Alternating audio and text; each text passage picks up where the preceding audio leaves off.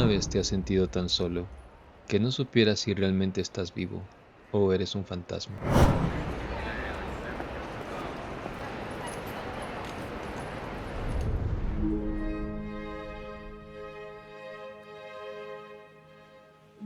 Cuando escuchas con atención, todas las cosas te hablan. O quizás sea más preciso decir que hay algo que te habla a través de todas las cosas.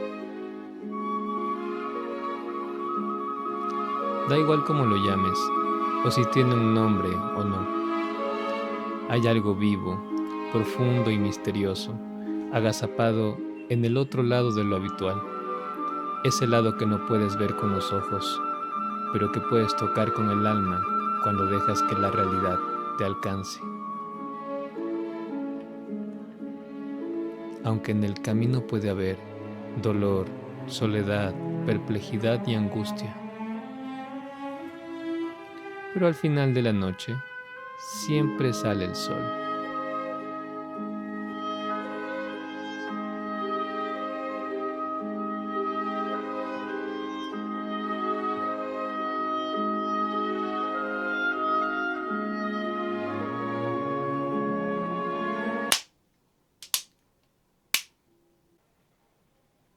Hora de desayunar. Mi nombre es David y este es mi primer videoblog. Podría haber grabado una clase con una pizarra, como ya lo he hecho antes, pero esto me pareció más divertido.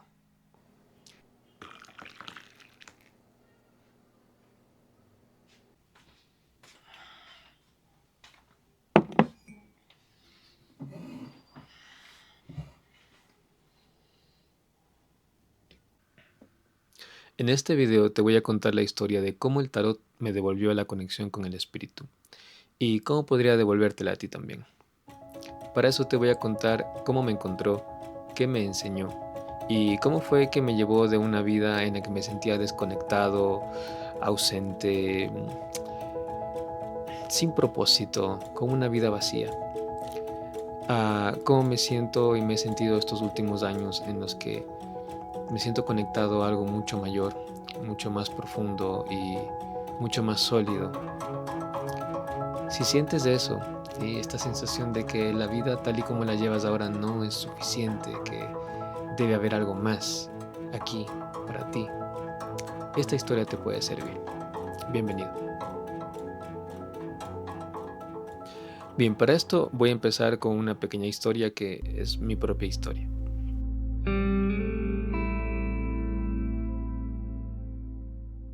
Desde niño fui un animal contemplativo. Todos los niños lo son y todos los niños están muy cerca del espíritu, pero yo recuerdo que era especialmente silencioso, abstraído, así como el niño muy callado, muy tímido también. Y algo que recuerdo mucho de esta etapa de mi vida es que todas las cosas se sentían muy intensamente, así como si hubiese una dimensión en ellas, una dimensión profunda, oculta, dormida, que fuese algo inmenso, algo infinito, algo eterno. Recuerdo mucho tener esta sensación de las cosas cotidianas y recrearme en la contemplación de lo normal, de lo ordinario, de lo cotidiano, todo el tiempo. No necesitaba estar haciendo algo especial para sentir que era todo un viaje el hecho de estar vivo y estar ahí haciendo lo que sea que esté haciendo. Pero un temperamento tan contemplativo se cultiva apartado de otras personas. Y tarde o temprano, las personas que crecemos de este modo perdemos el interés en ese mundo de los otros. Y pues bueno, me volví una persona sumamente introvertida, huraña, y con el tiempo esto tuvo consecuencias.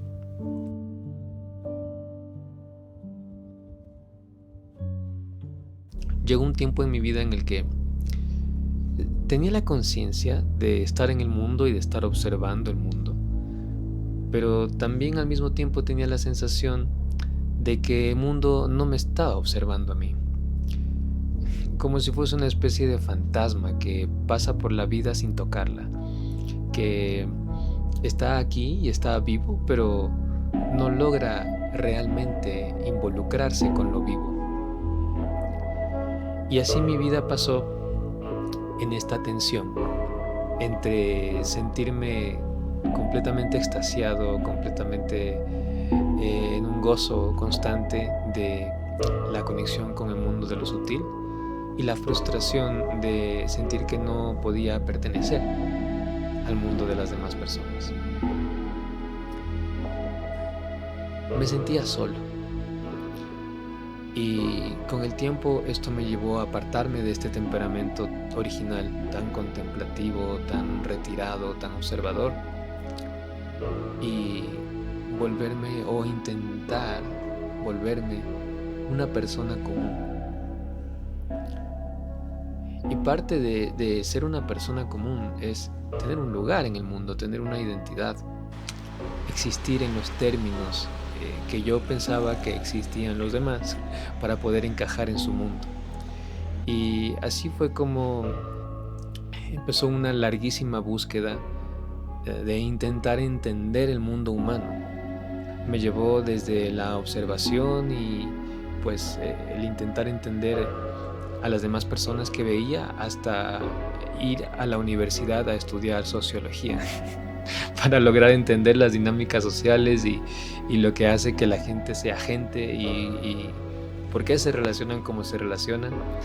Y en el fondo de todo esto había un esfuerzo y un intento de encajar, de pertenecer a un mundo al que sentía que no pertenecía y en el cual no tenía un lugar.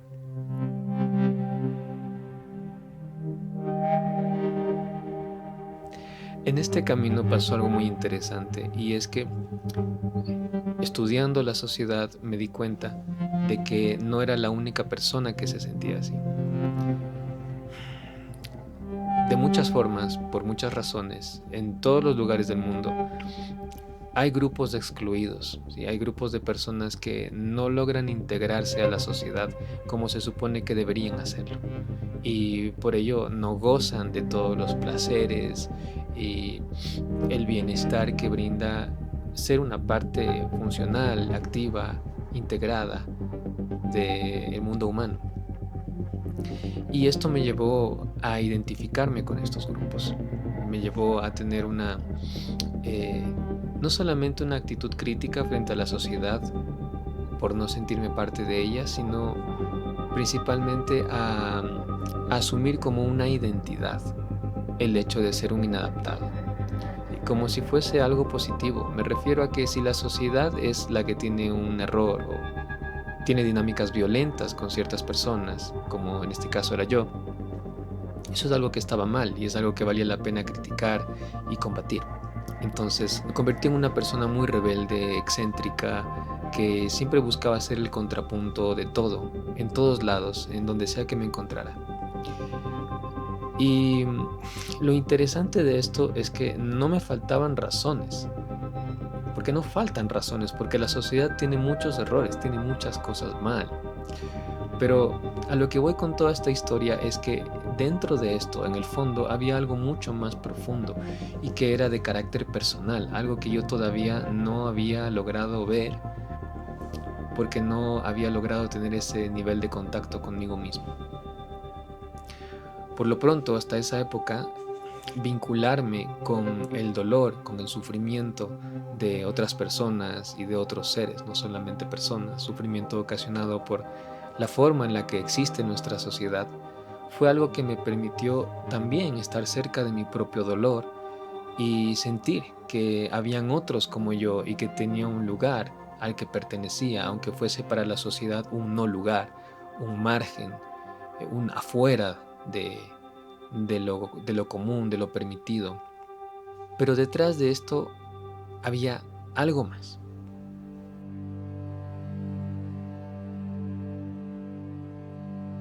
Finalmente, después de tantos años de huir de esto, me di cuenta de que estaba proyectando mi enojo con una sociedad a la que yo no podía integrarme porque no sabía cómo, invalidándola.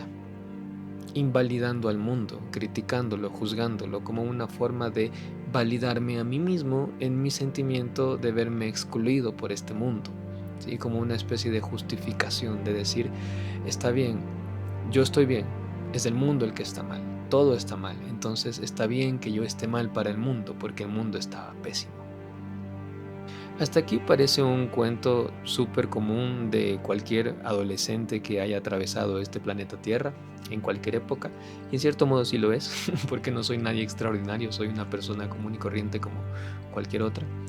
Pero aquí viene algo interesante y particular, y es que yo era una persona muy arrogante en esta etapa de mi vida. En el fondo tenía una herida muy profunda y estaba intentando sobrecompensarla siendo el mejor en todo. Incluso dentro de este relato de excluido, de marginado, de inadaptado, de raro, intentaba ser el mejor. En el fondo, estaba intentando sobrecompensar la desaprobación de mi padre a través de la validación de otras personas. Y intentaba ser lo mejor y el mejor, siempre en todo, para de esa forma sentirme digno de ocupar un lugar en el mundo y de que los demás no tuvieran una razón para rechazarme, sino más bien todo lo contrario. Y fue al final de esta muy larga búsqueda que me dejó completamente agotado, completamente decepcionado, y no me llevó a ningún lugar, solamente me dejó en el mismo punto donde empecé, pero más cansado y más viejo. Fue justamente ahí que sucedió algo extraordinario. Cambiaría mi vida para siempre, definiendo un camino completamente diferente y que sería el evento más revelador para que mi vida tenga este giro del que les estoy hablando.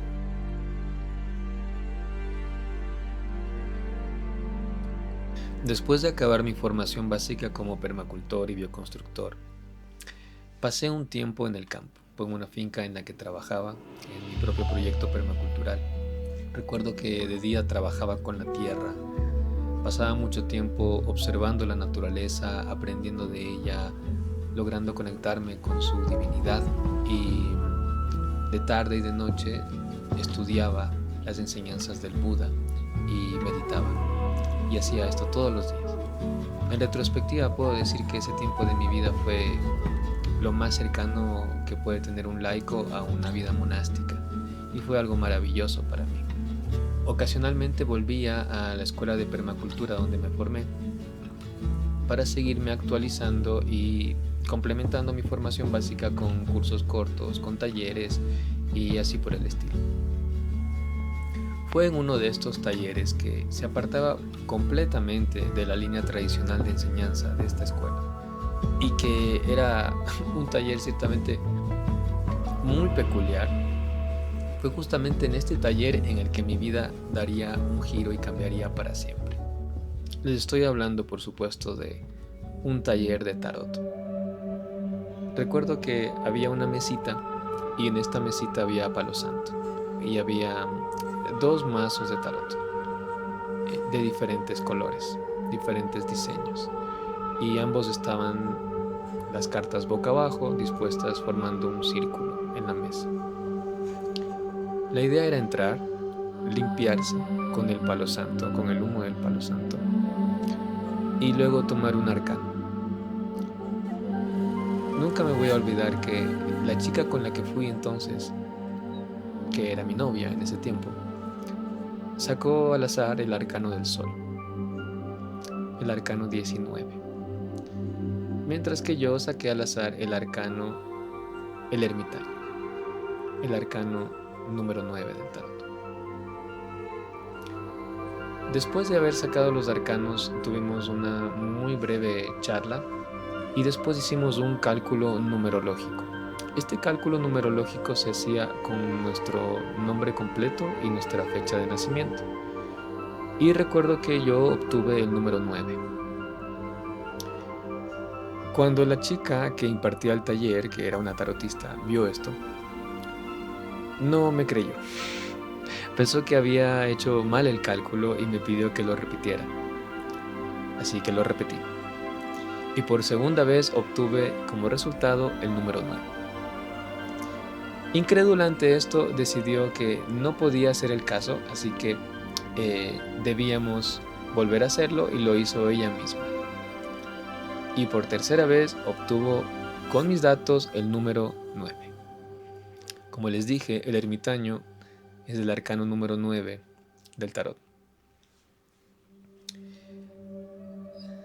La chica, completamente incrédula, se quedó de una sola pieza, no sabía qué decirme, pero entonces tomó el arcano en sus manos, lo miró, me miró a mí y pronunció con su voz y con su boca, de las que no me voy a olvidar nunca, aunque ya no me acuerde de su nombre, la fórmula mágica que me liberaría de este hechizo, de esta maldición en el que había estado durante tantos años hasta ese momento.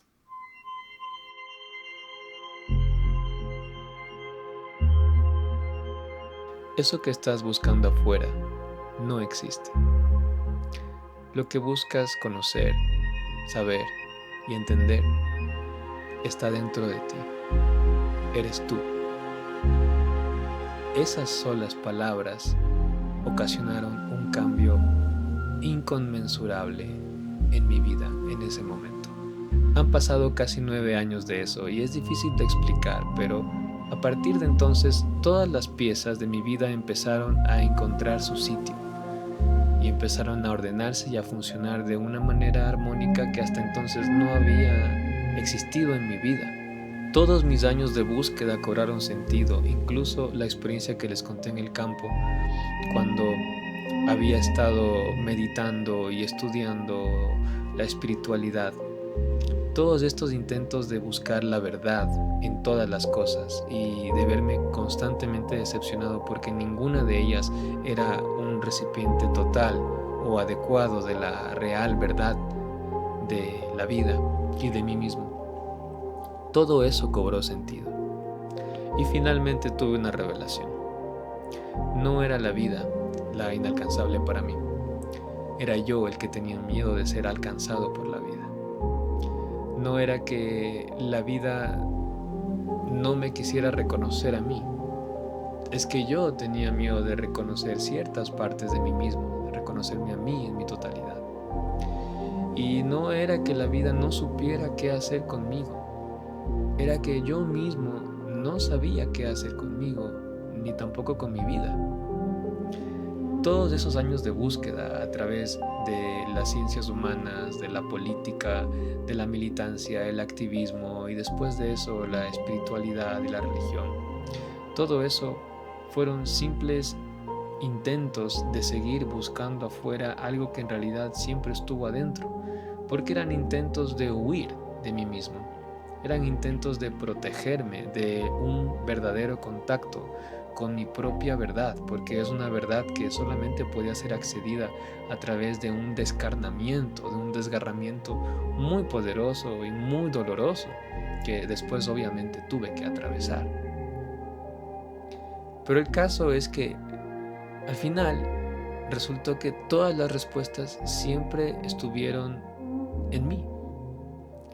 Resultó que la respuesta a todo este tiempo fui yo mismo.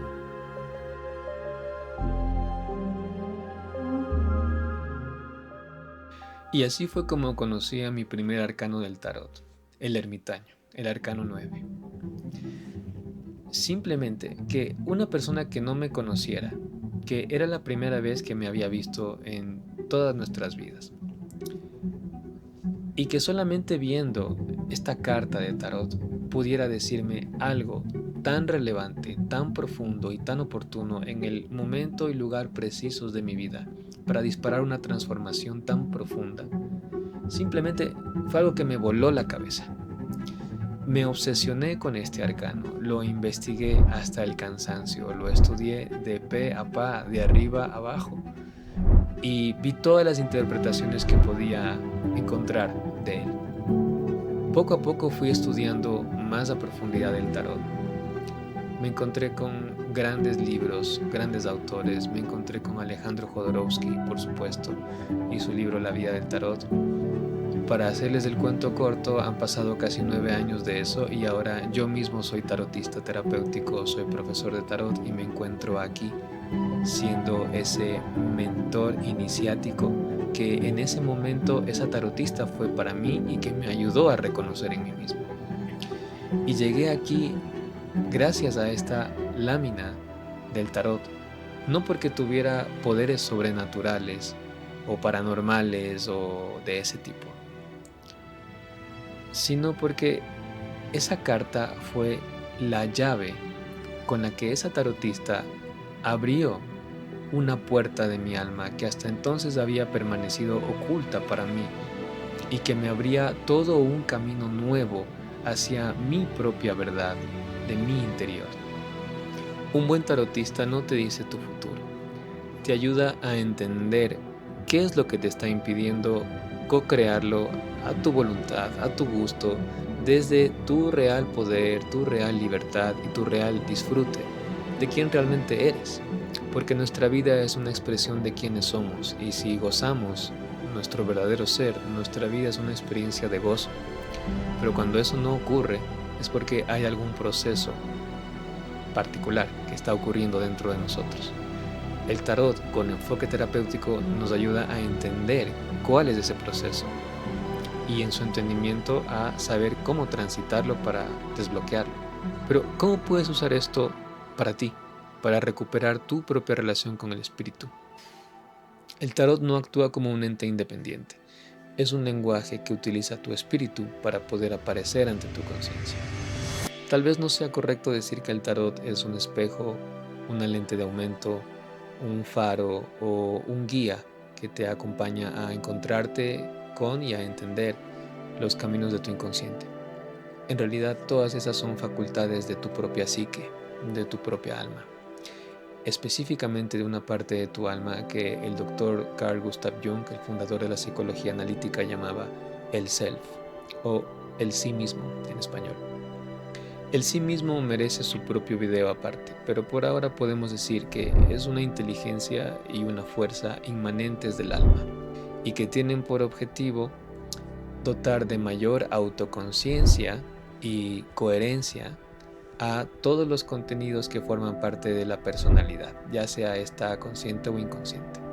Hacen esto precisamente tomando los contenidos del inconsciente y facilitándoselos a la conciencia por distintos medios y a través de esta atención integradora lograr una mayor totalidad de la personalidad global de cada persona. Básicamente lo que hace el sí mismo es que cada vez te conviertas más en ti mismo. Pero ¿por qué el tarot es el lenguaje del sí mismo?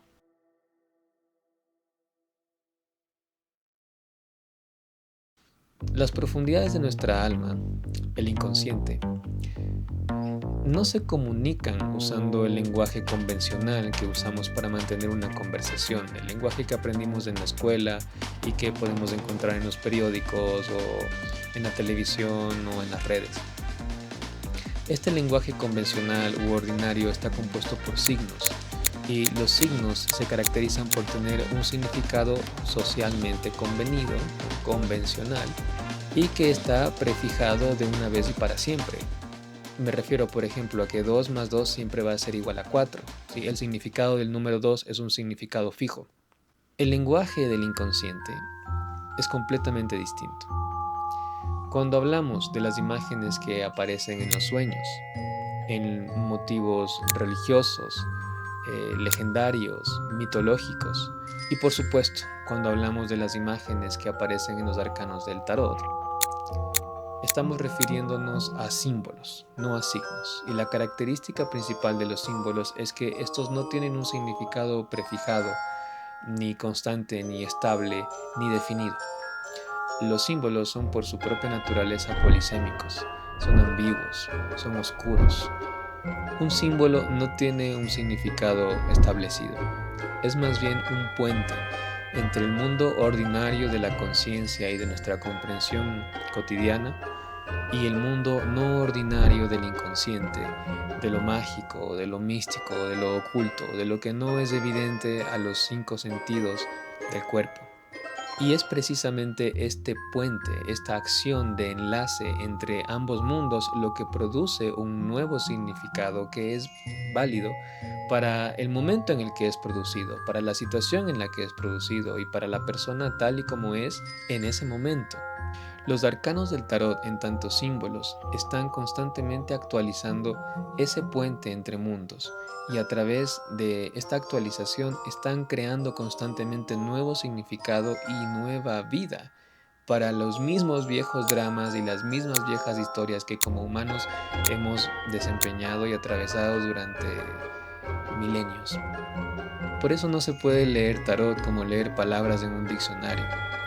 Y cualquier intento de estudiar formalmente el tarot debe entender que al interpretar un arcano no podemos apuntar hacia un significado prefijado, sino hacia un territorio definido del alma. No es tan correcto decir que el loco representa un salto hacia lo desconocido, como más bien decir que representa esa parte del alma que busca saltar hacia lo desconocido. Cuando leemos un arcano, en realidad no estamos extrayendo significado a partir de su imagen, sino que a través de ella estamos accesando una parte definida del alma humana que tiene algo que decirle a la conciencia y que hasta ahora no ha podido hacerlo por medios convencionales y por eso se presenta en una lectura de tarot. Esta es una buena forma de entender la diferencia entre representación arquetípica y un arquetipo, o un símbolo y un arquetipo.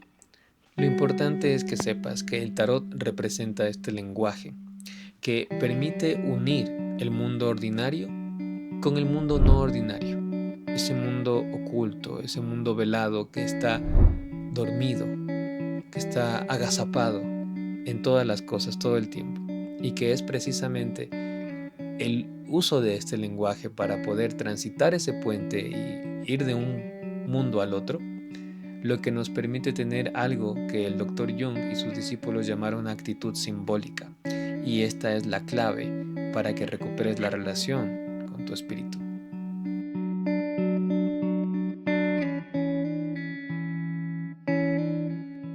El mundo no ordinario no solamente es un mundo oculto, es un mundo salvaje, de potencialidades puras y de donde extraemos la verdadera fuerza, vitalidad y la belleza de nuestra vida.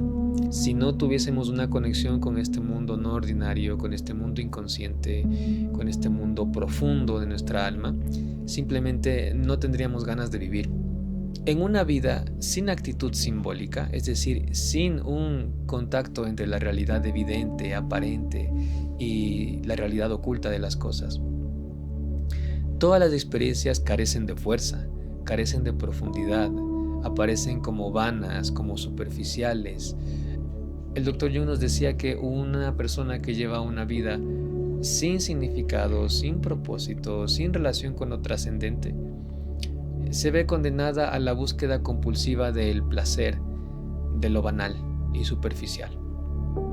La manera de vivir una vida cargada de significado y que se sienta como verdaderamente trascendente es precisamente poder percibir en las cosas cotidianas más ordinarias de lo ordinario esa dimensión no ordinaria, esa dimensión mágica, mística, profunda, que está de hecho presente ahí, pero que solemos no notarla porque no es evidente a los sentidos. Y lo interesante de esto es que sea cual sea tu idea de Dios, debes saber que todo viene de Dios, todo viene de un origen divino y todo porta la presencia, la huella, la firma de la divinidad, sin importar lo pequeño, lo grande, lo bello, lo feo, lo difícil o lo fácil que pueda ser. Dios está presente en cada experiencia, en cada situación, todo el tiempo y en todo lugar. Si no lo percibes así, es simplemente porque no estás poniendo atención, porque estás distraído, porque no estás presente.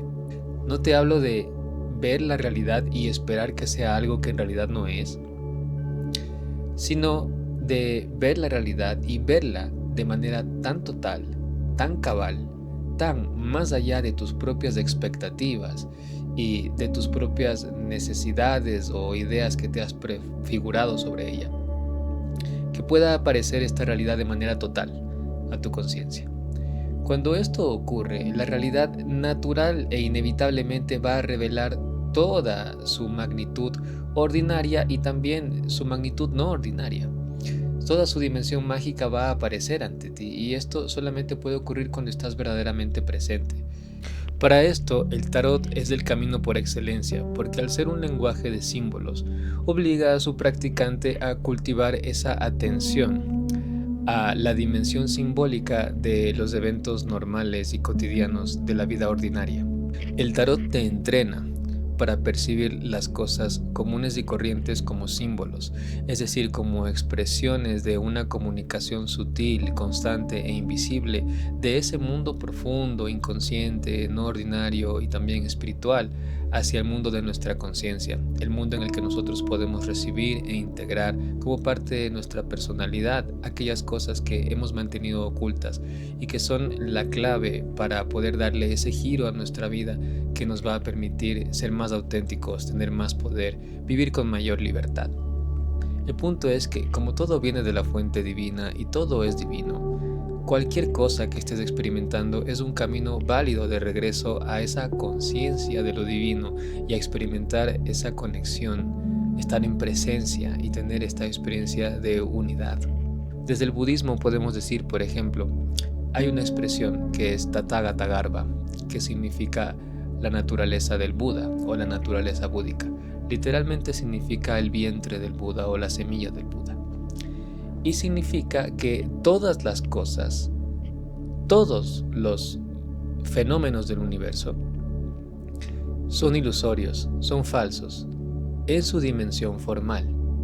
Solamente son reales en su dimensión esencial de su naturaleza última, que no es otra cosa que la naturaleza búdica. Básicamente es que ninguna de las cosas que existe tiene atributos, ninguna existe en virtud de su forma.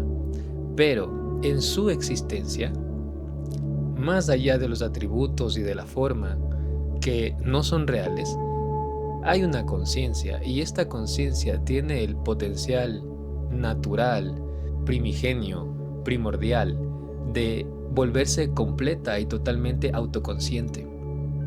Es decir, el universo tiene el potencial de volverse autoconsciente a través de nuestro propio proceso de autoobservación y de desidentificación con una o con otra forma. La budeidad no es más que un bebé que está siendo gestado en tu conciencia, esperando a que te des cuenta para poder nacer y que tú mismo te conviertas en un Buda. Y a esto me refiero cuando digo que todas las cosas, a través de la presencia, pueden ser un camino de retorno hacia lo divino. El tarot es solamente un camino entre muchos, y es el camino que me funcionó a mí. Podría no ser tu camino, pero podría ser que sí. Así que, ¿por qué no lo intentas? Nos vemos en la próxima.